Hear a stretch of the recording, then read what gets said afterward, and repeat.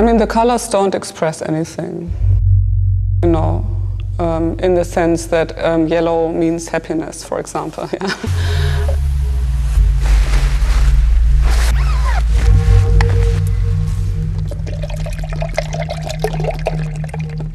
It's not good.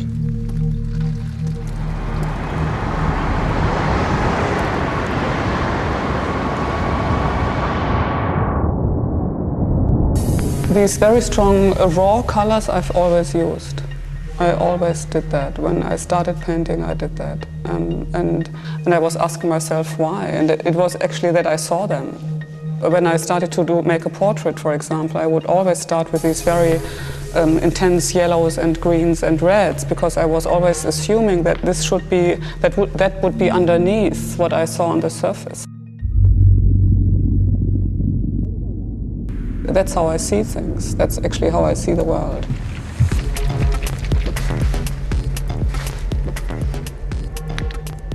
I need the paint, the different colors, to indicate the different layers. They also indicate my activity. They show where I was. But the very strong and raw colors, they tend to attract or even repulse the viewer. So they tend to maybe create certain reactions in a very, very direct way, and that's what I want as well. It's to be over-explicit with these raw colors is one of my intentions. Yeah, this is the model of Aachen, of the art axis, the huge, long cut into the museum situation. I deal a lot with invisible and visible information.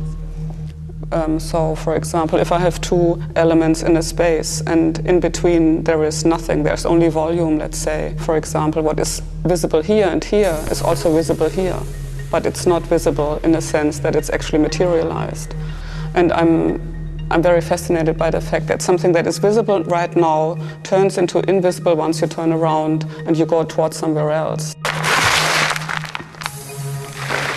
When I'm working here, I'm thinking about something that has happened there and vice versa, because that's going to happen to the spectator as well. I think that the non-materialized existence of thoughts is underestimated. And I think that we have a lot of possibilities in the invisible. And I think therefore we need art. Yeah, desperately.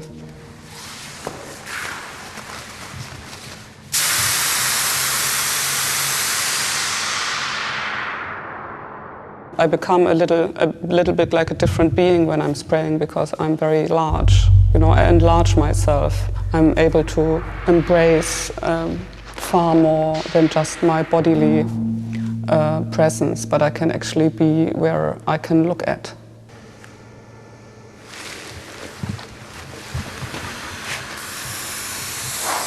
That ability to manifest your existence in moments of the space.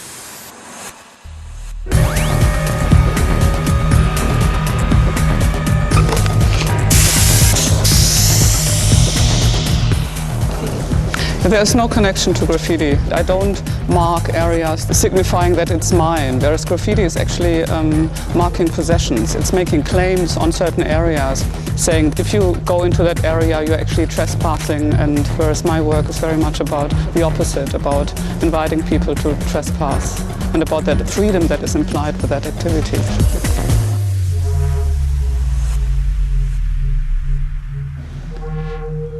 I create systems that consist of elements that are so different from each other that they kind of urge the person that looks at these things to drift, and then you're all of a sudden ending up somewhere else, and then you might be able to look back where you were before. So you're reflecting yourself when you're there as having been here. So all of a sudden there is this issue of time coming into play that has a lot to do with the feeling of volume and existence of your own body in a certain relationship to your surrounding.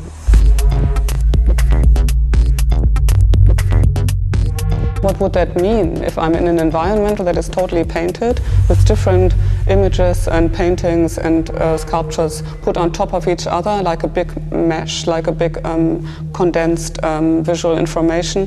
How does that change my relationship to other people, for example, when I'm drifting through an installation? That point of view is actually drifting with me. So there's no one right way to look at the situation. There's no one right answer that would tell you this work is exactly doing this and this, and you should feel that. So that means that there is no one answer to situations. Would that not change maybe the relationship you have to your friends totally? Because that means that that friend you meet, every time you meet that friend, is a new person.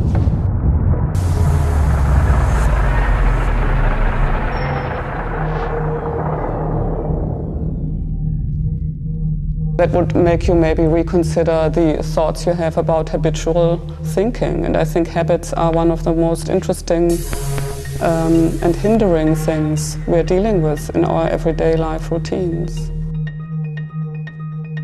If we would do away with habitual thinking, what would happen to us?